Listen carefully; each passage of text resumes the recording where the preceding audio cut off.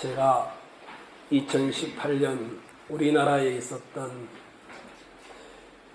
10가지 뉴스를 정리해 보았습니다.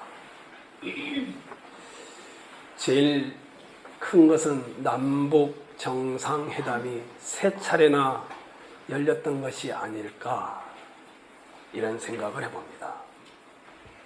두 번째는 북미 정상회담이 싱가포르에서 모였던 그것일 것이다. 세 번째는 미투 운동이 이곳저곳에서 사회 전반에 일어났던 것일 것 같다. 네 번째는 6월 13일에 있었던 지방선거일 것 같습니다.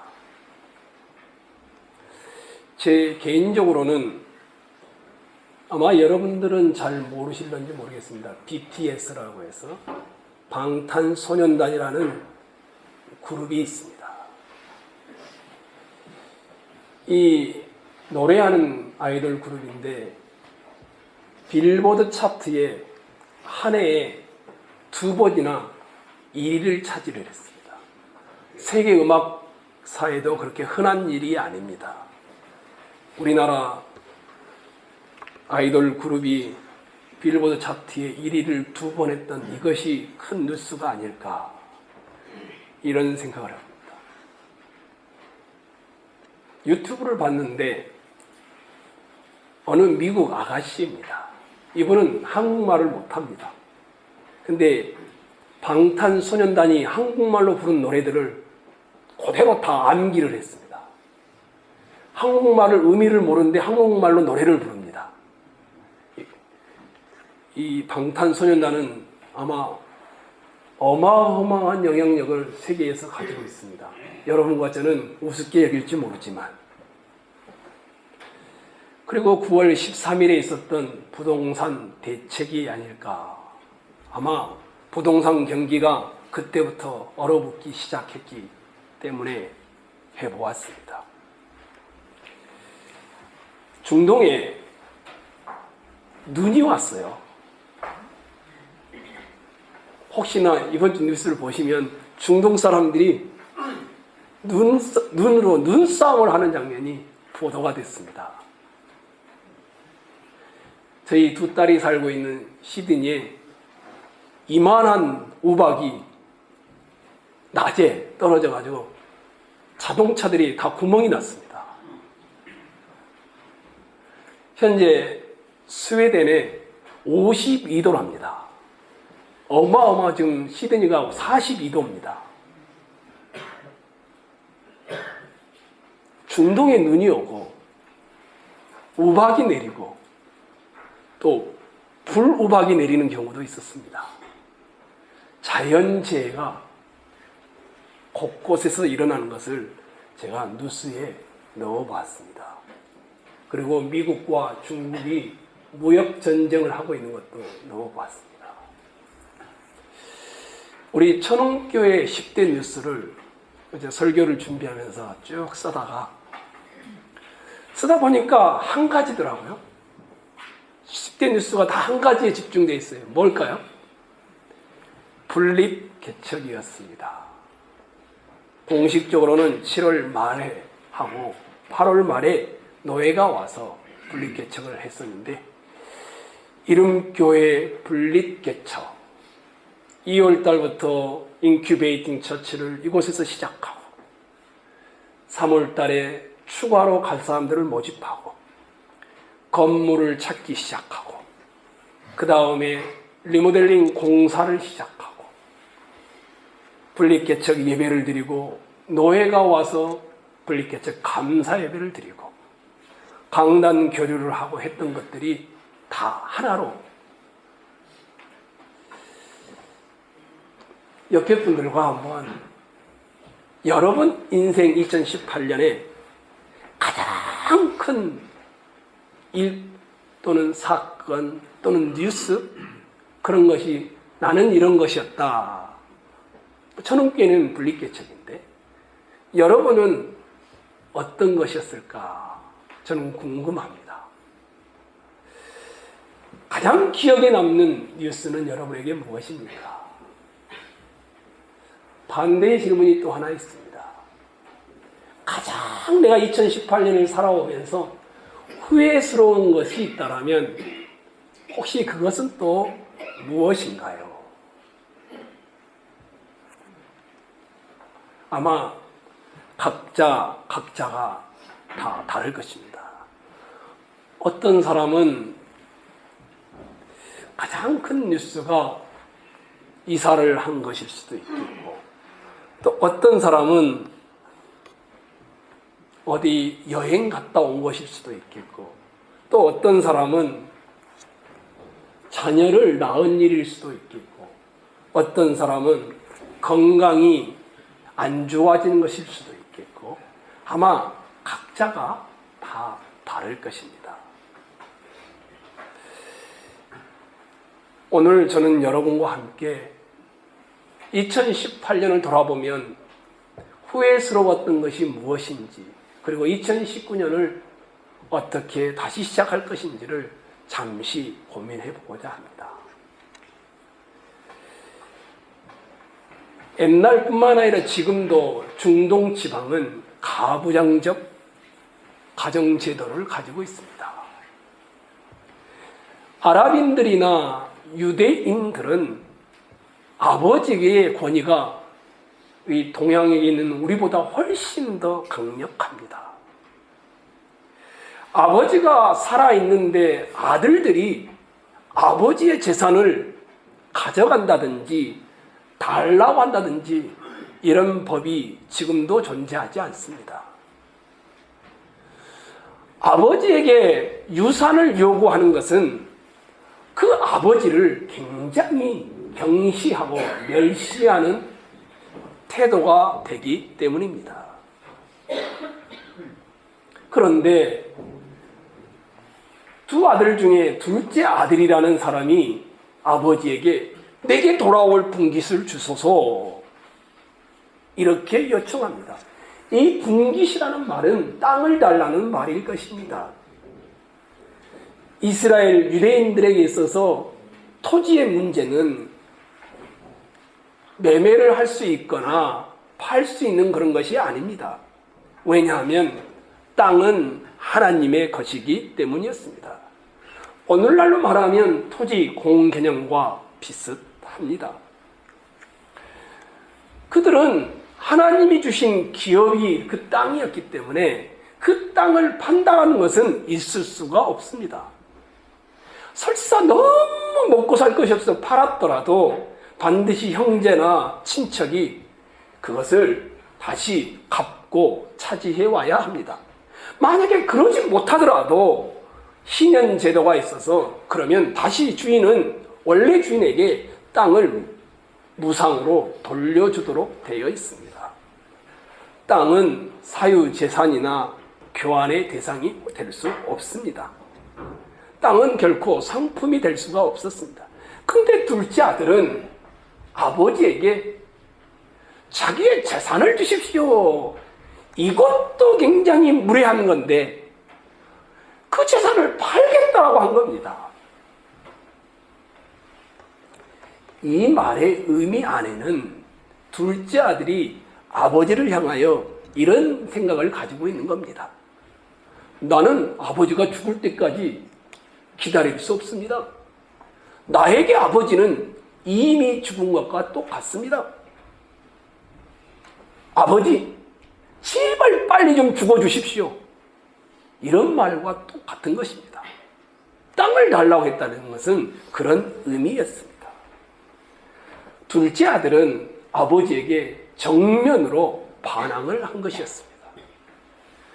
더더욱이 주목할 것은 아버지가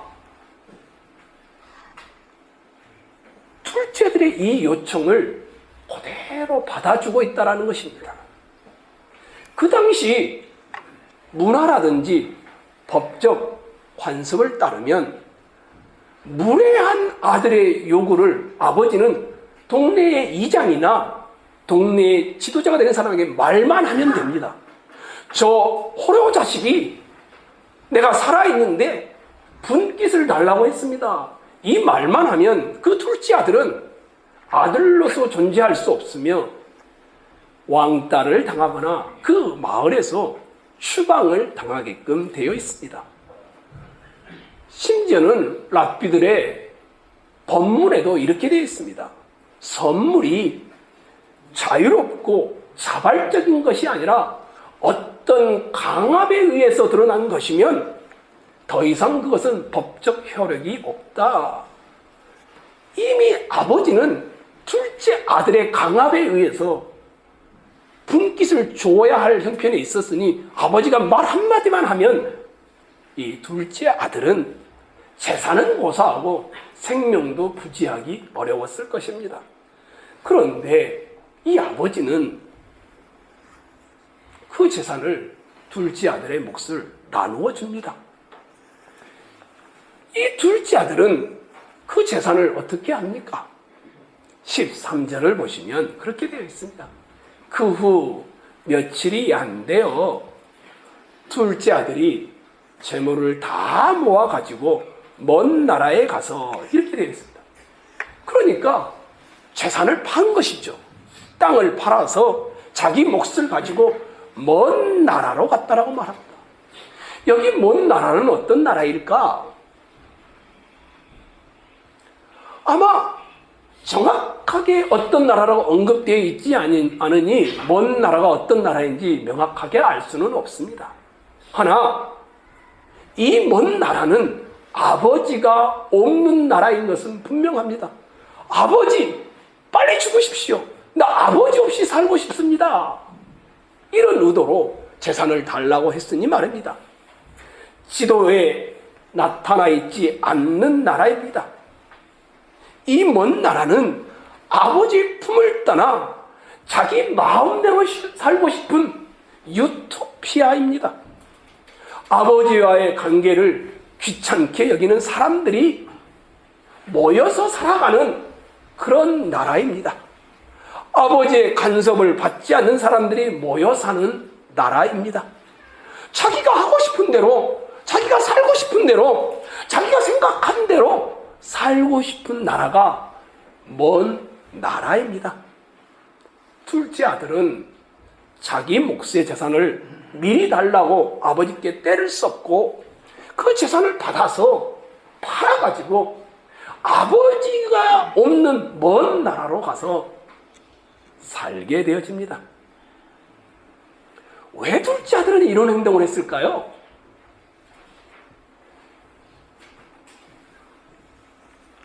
아버지 없는 아버지의 품을 떠나는 것이 자유라고 생각했기 때문입니다. 둘째 아들은 아버지와 함께 사는 것이 너무 억압이고 부담스러웠습니다. 어떻게 하든지 둘째 아들은 아버지가 없는 나라에서 살고 싶었습니다. 아버지라는 지붕에서 벗어나는 것이야말로 내 인생의 진짜 자유이고 내 행복을 찾는 길이라고 둘째 아들은 생각했습니다. 그래서 둘째 아들은 자기가 원하는 마음대로 아버지의 재산을 강압적으로 달라고 해서 먼 나라로 간 것이었습니다. 아버지의 시선이 없는 나라, 아버지의 울타리를 벗어나면 이 세상이 다 내 것이 될 것처럼 생각하는 것이었습니다. 내가 하고 싶은 대로 하면 행복할 것처럼 보였던 먼 나라였습니다. 아버지와 같이 있으면 자유가 없어진다. 이 둘째 아들만의 생각일까요? 하고 싶은 것을 못한다. 구속받고 있다. 이 둘째 아들만의 생각일까요? 그래서 아버지가 없는 먼 나라로 가서 산다. 둘째 아들만의 태도일까요? 아버지의 잔소리가 없고 아버지의 간섭이 없고 독선적인 아버지의 권위로부터 벗어나고 싶은 이것이 여러분과 저의 모습 아닌가요? 우리는 지리적으로 먼 나라로 가서 살지는 않지만 속에는 아버지의 설교 소리가 듣고 싶지 않습니다.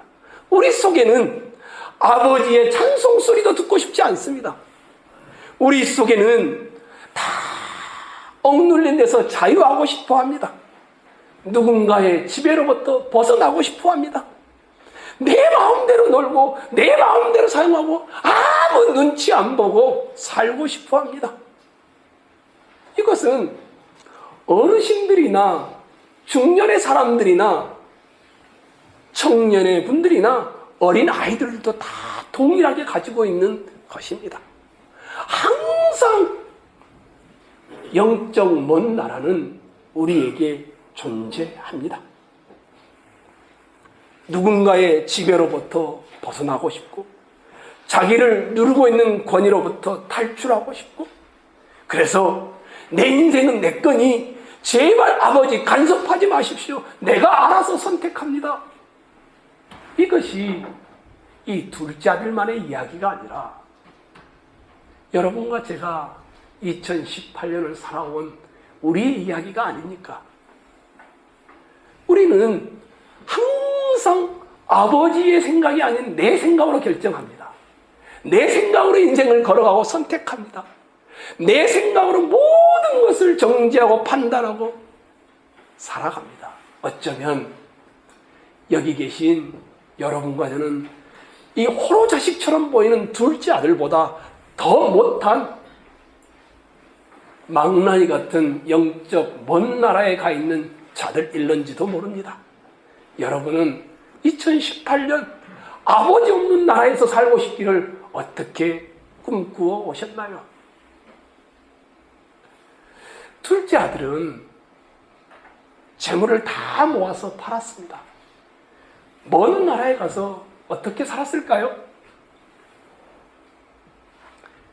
어떤 인생의 의미를 발견하며 그 먼 나라에서 살았을까요? 우리 13절 한번 봐보십시오. 읽겠습니다. 13절 시작.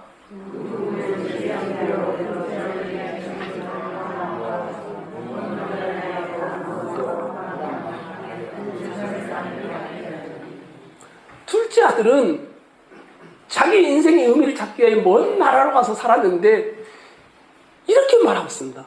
허랑방탕하여 그 재산을 낭비하더니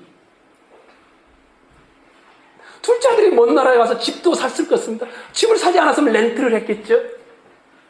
차도 샀을 것입니다. 그리고 친구들도 만들었을 것입니다. 그리고 안정적으로 살아가야 되니까 뭔가를 했겠죠. 근데 이 인생을 뭐라고 하냐면 허랑방탕하여 그 재산을 낭비하더니 무슨 말인지 정확하게 의미가 다가오지 않습니다. 30절을 한번 봐보십시오. 이 둘째 아들의 삶을 형이 정죄하면서 이렇게 말을 합니다. 아버지의 살림을 뭐라고 됐습니까? 그 다음에 둘째 아들은 허랑방탕하여 그 재산을 낭비하며 살았는데 그 삶이 뭐였냐면 여자를 끼고 살았다라는 겁니다. 자기의 아버지의 살림을 창기들과 함께 먹어버렸다. 허비하였다. 둘째 아들은 먼 나라에 가서 집도 사고 자동차도 사고 옷도 사고 누가 보아도 행복할 것 같은데 주위에 여자도 많고 남자 친구들도 많고 따르는 사람도 많았을 텐데 아마 이들은 이 둘째 아들의 영원한 친구처럼 옆에 있었을 것인데 사람들은 둘째 아들을 보면서 참 부러워했을 것인데 성경의 저자는 아버지를 떠나 먼 나라에서 살고 있는 이 둘째 아들의 모습을 낭비하려는 인생으로 묘사를 해놓았습니다. 아버지의 인생의 분깃을 자기 마음대로 사용하고 있는 사람을 뭐라고 하냐면 낭비하고 있는 인생이라 이렇게 묘사를 한 것입니다. 이 둘째 아들이 낭비하는 인생을 살았는데 그걸로 끝났으면 참 좋을 뻔했습니다. 14절을 한번 보십시오. 다 없앤 후 재산이 없어져 가는데 그 나라에 뭐가 들었습니까? 크게 흉년이 들었더라. 그러가 비로소 궁핍한지라. 15절도 한번 봐보십시오. 가서 그 나라 백성 중 한 사람에게 붙여 사니, 그 다음에 뭐라고 되어 있습니까? 네, 들로 가서 돼지를 치는 자로 살게 되었다. 한번 여러분이 둘째 아들이라고 생각해 보십시오. 집을 나가면서 아버지 죽어주십시오, 그 재산을 달라고 해서 준 재산을 가지고 가면서 이 둘째 아들이 얼마나 자유를 만끽했겠습니까? 아버지의 간섭이 없는 그곳에서 내 인생, 내 꿈 이루면서 살겠다. 내 야망, 내가 하고 싶은 대로 살아보겠다. 그런데 이 둘째 아들이 그 먼 나라에 가서 발견한 것은 뭡니까? 큰 흉년이 그를 기다리고 있었습니다. 이 아들은 자유를 위하여 찾아서 떠났지만 이 둘째 아들이 찾은 것은 큰 흉년이었습니다. 둘째 아들은 자기 재산을 가지고 자유를 찾아 떠나고자 하여 그는 매일 고민하며 아버지 품이 싫다고 말하며 그렇게 계획했고 그 계획을 세웠던 대로 자유를 찾아 떠났는데 그가 찾은 것은 행복, 만족 이런 것이 아니라 자기 좋다고 선택한 그 길에 흉년이 기다리고 있었습니다. 그 흉년이 하필이면 돈이 다 떨어질 때 크게 흉년이 온 것이었습니다. 먹을 것이 없어지자 돼지가 먹는 음식으로 배를 채우고자 하는데 그것도 쉽지가 않습니다. 궁핍할 때 누군가가 도와주면 얼마나 좋아요. 근데 16절을 한번 봐보십시오. 그가 돼지 먹는 쥐염 열매로 배를 채우고자 하되, 그 다음에 뭐라고 되어 있습니까?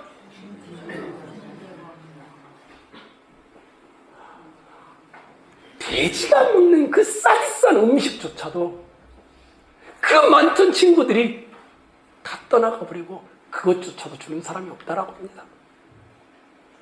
먼 나라에 가서 돈을 잃었습니다. 그리고 그 사람의 정체성이 돼지만도 못한 존재로 전락해 버리고 말았습니다. 그러면 누군가가 좀 불쌍히 여겨주어서 함께 해주면 좋겠는데 아무도 그가 눈물을 흘리고 있는 것을 닦아주는 사람이 없습니다. 그가 마음 아파하는 것을 싸매어주는 사람이 없습니다. 그가 고통하고 있는데 같이 고통스러워하는 사람이 없습니다. 이 둘째 아들의 먼 나라의 삶은 이 둘째 아들만의 삶일까?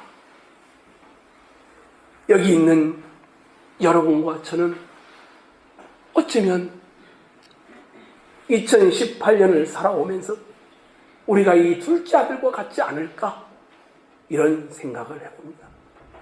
여러분의 마음에 흐르는 눈물을 씻겨주고 진심으로 여러분의 고통과 여러분의 아픔을 같이 아파해주고 일으켜 세워주는 사람이 누구였던가요? 설사 있다고 해도 근본적인 문제를 해결하지 못하지만 우리는 가면 갈수록 나밖에는 모르는 존재로 전락해버리고 말았습니다. 이야기를 들으면서도 불쌍하구나, 그러면 그걸로 끝이지. 그 이상의 행동을 하지 않는 것이 오늘 우리 세대의 모습입니다. 그러니 이 둘째 아들은 어떻습니까? 돈 잃었습니다. 먹을 양식도 없습니다. 도움을 받을 가족들도 먼 나라에 가 있기에 없습니다. 동족도 없습니다. 거기에다가 이 둘째 아들이 유대인이라면 유대인이나 중동인들이 가장 싫어하는 동물이 돼지입니다. 부정한 동물이기 때문에. 근데 그 돼지가 먹는 쥐염 열매로도 배를 채우고자 하는데 채울 수가 없는 형편에 이르렀습니다. 둘째 아들은 아버지의 품을 떠나면서 내 행복, 내 자유 이제부터 누릴 거야, 내 야망을 꿈꿨습니다. 그런데 아버지를 떠난 이후에 이 둘째 아들의 삶은 올라가고 올라가고 상승되는 삶이 아니라 계속해서 내려가고 내려가는 내려막길로 치닫는 인생이 되고 말았습니다. 이 둘째 아들은 돈만 없어진 것이 아닙니다. 둘째 아들은 종교적, 윤리적, 도덕적 삶도 몰락해 버리고 말았습니다. 어떻게 합니까? 허랑방탕하는 낭비하는 인생에서 알 수 있고, 유대인들이 금기시 여겼던 대지를 치는 데서 알 수 있고, 하늘과 아버지께 죄를 지었다고 이 둘째 아들이 고백하는 데서도 알 수 있고, 아버지의 살림을 장녀들과 삼켜버렸다고 말하는 형의 정죄를 통해서도 우리는 알 수 있습니다. 둘째 아들은 아버지 곁을 떠나면 자유할 줄 알았는데 파산에 이르고 만 것이었습니다. 물질만 잃은 것이 아니라 윤리적, 도덕적, 종교적 파산까지 함께 당하게 된 것이었습니다. 아버지 품을 떠나 살고 싶었던 여러분의 인생의 2018년 어떠셨나요? 행복하셨나요? 아버지가 없는 영적 삶의 모습들이 과연 좋던가요? 아버지 없이 내가 원하는 대로 결정하고 내가 원하는 대로 계획하고 살아가니 여러분에게 만족이 주어지던가요?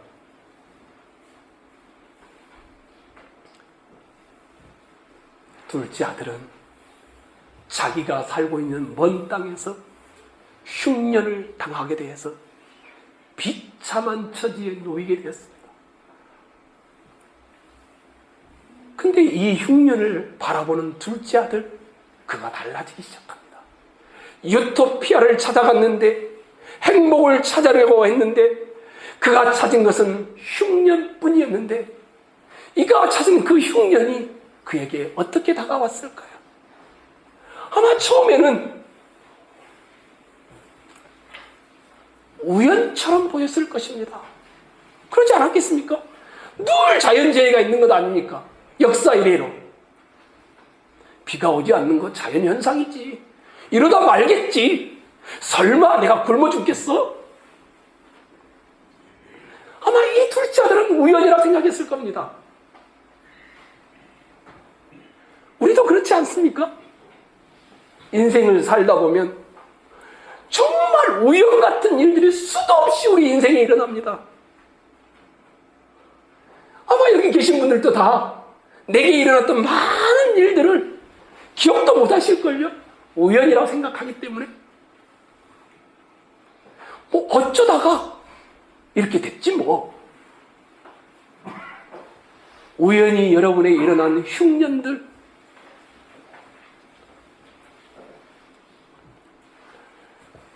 우연히 여러분에게 일어난 그것들이 과연 우연으로 끝날까요? 흉년이라는 이 우연을 통하여 둘째 아들은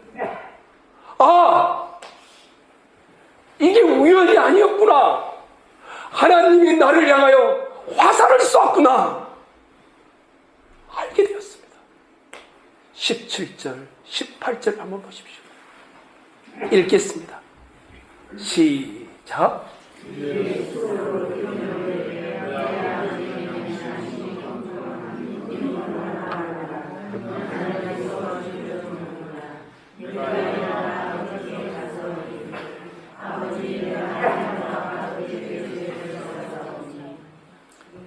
먼 나라에 가서 사는 삶에 자기 인생의 현실에 닥친 큰 흉년을 통하여 둘째 아들은 그 화살이 자기의 내면 세계를 뚫고 들어와 그 흉년의 화살이 그 궁핍의 화살로 인해 이에 스스로 돌이켜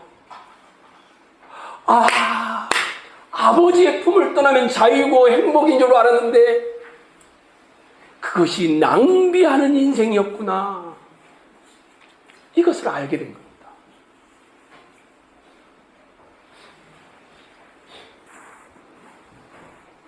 (2018년) 여러분에게 다가온 수많은 일들 우연일까요? 교회 안에 있지만 흉년을 흉년으로 보지 못하는 사람이 얼마나 많은지 모릅니다. 우연일 거야. 그냥 있었던 일일 뿐이야. 이런 사람은 자기 인생의 흉년을 통하여 스스로 돌이키거나 교훈을 얻지 못합니다.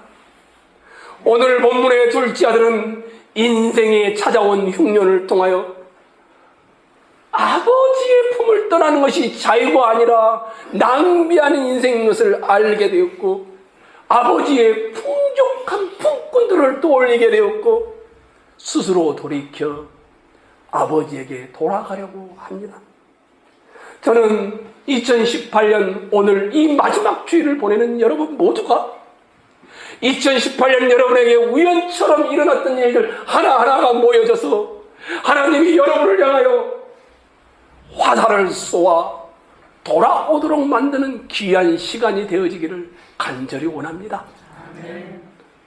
왜 하나님은 이런 흉년을 여러분에게 주시는 것일까요? 왜 궁핍을 주시는 것일까요? 왜 눈물을 흘리게 하셨을까요? 당신의 손바닥에 이름을 새기시고 눈동자처럼 지키시는 하나님의 백성들인 여러분과 저에게 왜 하나님은 상처를 주셨을까요?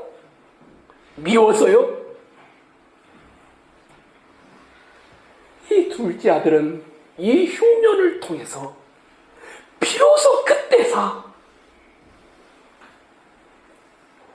아버지 그 품이 어떤 품이었는지를 생각하기 시작했습니다. 아버지의 아들로 산다라는 것이 얼마나 복된 인생인가를 떠올리기 시작했습니다. 그래서 저는 정말 과감하게 이렇게 말합니다. 흉년이 없는 2018년을 보내셨나요 혹시? 눈물을 흘리지 아니해야 되는 삶을 살아오셨나요? 하나님의 축복이 아니라 하나님의 저주입니다. 마냥 건강하고 행복하셨나요? 하나님이 여러분을 버리신 겁니다. 최악의 저주인 겁니다. 2018년 반대로 수많은 인생의 흉년을 만나셨나요? 아니 지금도 이 시간도 이 자리에 있지만 그 흉년을 견디고 계시나요? 어쩌면 여러분이 이 예배 자리에 나오기 전에도 몸을 가누지 못하여서 울다가 오셨나요? 그런데 절망하지 마십시오. 여러분에게 찾아온 그 인생의 흉년은 하나님을 여러분을 향한 쏜 초청장입니다. 여러분이 하나님의 자녀라는 보증서와 같은 것입니다. 믿음의 사람들은 인생의 흉년을 겪지 않는 사람이 한 사람도 없습니다. 그들은 인생의 흉년을 통하여 하나님을 신뢰하고 하나님의 은혜의 품으로 돌아오게 되어집니다. 2018년 여러분의 삶은 어떠셨나요? 이런 흉년을 경험하고 있는 분이 계시나요? 둘째 아들에게 자기 현실에 찾아온 이 흉년은 터닝 포인트였고 전환점이었고 계기가 되었습니다. 이에 스스로 돌이켜 먼 나라에 가서 살았던 삶은 자아 성취가 아니라 자아를 상실한 삶이었구나. 먼 나라의 삶, 아버지가 없는 나라의 삶, 아버지의 간섭이 없는 나라의 삶은 죽어가는 삶이었구나. 이에 스스로 돌이켜 나는 아버지를 떠나서 행복할 수 없구나. 이 먼 나라에 가서 사는 삶을 아버지가 정의를 해줍니다. 24절 한번 봐보십시오.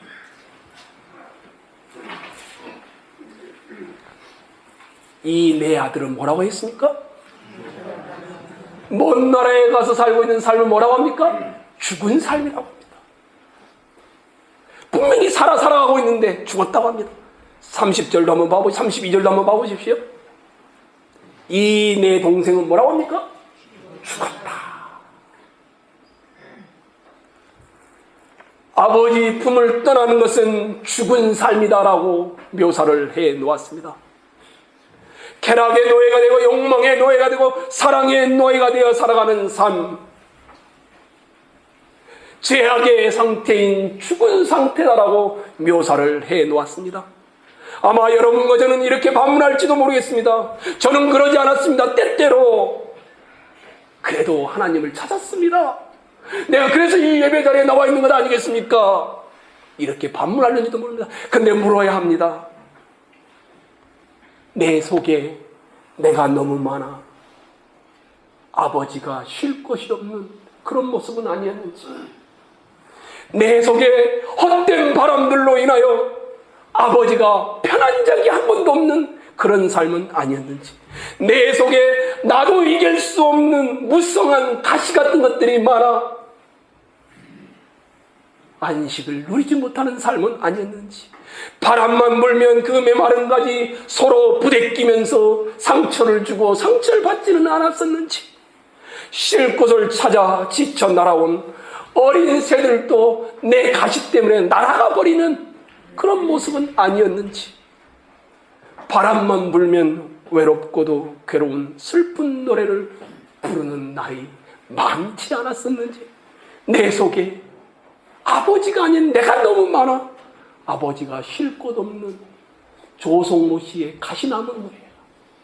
혹시 여러분과 저의 모습은 아닐까? 성도 여러분, 아버지께로 지금 이 시간 돌아오십시오. 이 둘째 아들은 흉년에 찾아온 자기밖에 모르고 살아왔던 아버지 품을 떠나 행복과 자유를 추구했던 영적 먼 나라로 갔다가 흉년을 맞이하자 돌아오게 되었다. 이 돌아오는 아들을 아버지는 어떻게 합니까? 20절 한번 봐보십시오. 한번 여러분 읽을까요? 읽겠습니다. 20절 시작.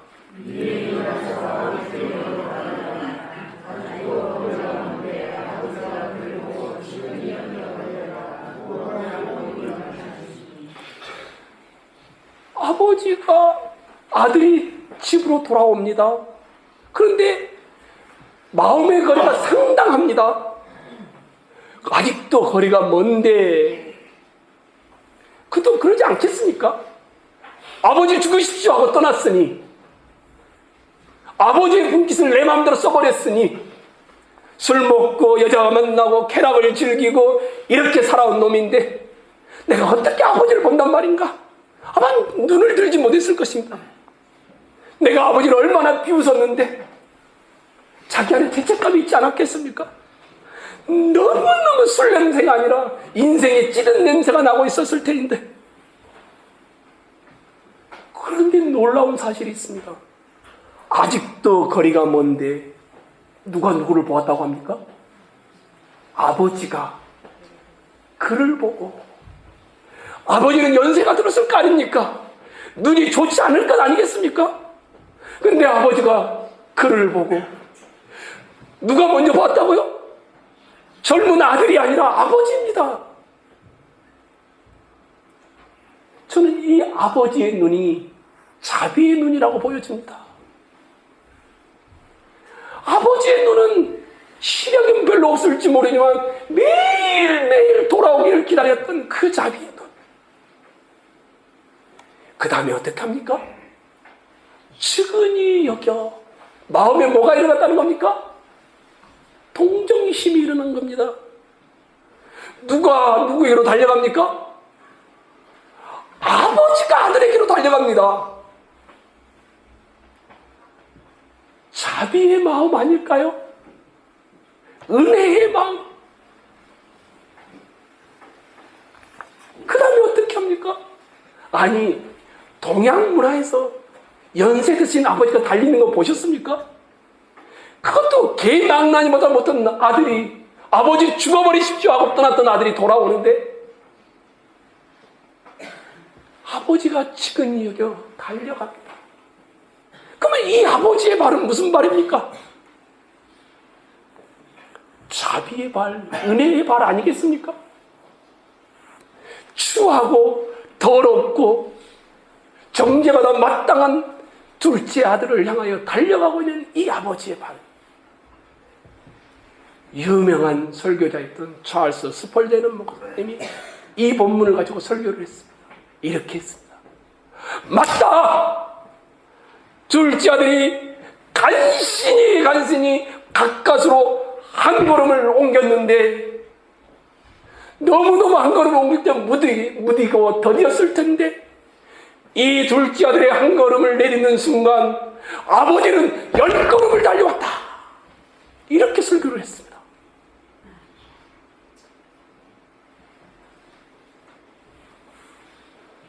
그러면서 이런 말을 했습니다.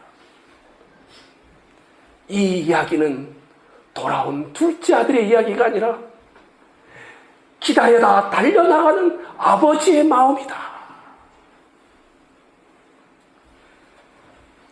그 다음 어떻게 했습니까? 이에 일어나서 아버지께로 돌아가니라. 아직도 거리가 먼데 아버지가 그를 보고 측은히 여겨 달려가 그 다음에 뭐라 했습니까? 목을 안았습니다. 목을 까맣게 하는 겁니다. 이 팔은 무슨 팔일까요? 사랑의 팔이겠죠. 자비의 팔이겠죠. 그 다음에 뭘 합니까? 입을 맞춥니다. 여기서 입을 맞추는 것은 마치 우리 소영 집사님이나 임여대 집사님이 하준에게 입을 맞추듯이 이런 겁니다. 한 번 딱 입 맞추고 마는 그런 게 아닙니다. 너무너무 사랑스러워서 계속 입을 맞추는 그런 입 맞춤을 합니다. 그러면 이 아버지의 입술은 무슨 입술일까요? 자비, 은혜의 입술 아니겠습니까? 이걸로 끝나면 얼마나 좋겠습니까? 그 다음에는 어떻게 합니까?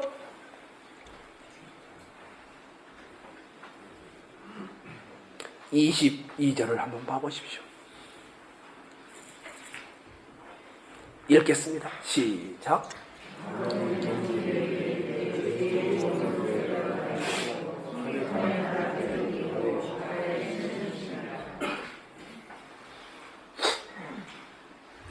아버지, 제가 죄를 지었습니다. 난 더 이상 아버지의 아들이 입을 딱 막습니다. 아버지가. 여기 본문을 보시면 이 망나니 아들을 향해 아버지가 한마디도 책망하는 말이 나오지 않습니다. 꾸짖는 말도 나오지 않습니다. 네가 인생에 그따위로 살았으니 징계를 받아 마땅하지. 요놈 생코다. 이런 말도 하지 않습니다.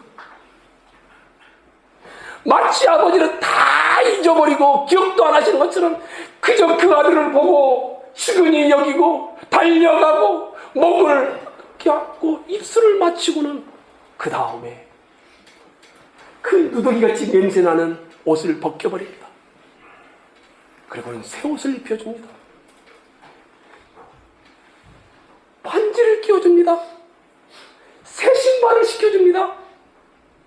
무슨 말인지 다 아시죠? 너는 내 아들이다. 나는 너의 아비다. 너는 북군이 아니다. 너는 여전히 내 사랑하는 자식이다. 새롭게 출발하자. 이런 의도가 들어있는 것입니다. 성도 여러분, 이 정도로 끝나지 않습니다. 23절을 보시면 어떻게 되어 있습니까? 그리고 살찐 송아지를 끌어다가 잡으라. 우리가 먹고 즐기자. 동네 잔치를 벌인 겁니다.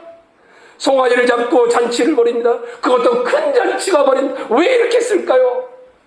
동네 사람들이 저 못된 놈 하기도 전에 아버지가 달려가서 이 아들의 헌옷을 벗겨버리고 손에 가락지를 끼워주고 신발을 새로 신기면서 이놈은 내 아들입니다. 건들지 마십시오. 이놈은 내 아들입니다. 죽었다가 살아난 아들입니다. 다시 내 아들이 됐으니 여러분 뭐라고 하지 마십시오. 그리고 잔치를 벌였던 것입니다.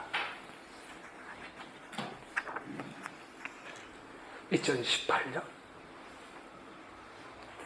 아버지의 품을 멀리 떠났던 여러분, 돌아오십시오.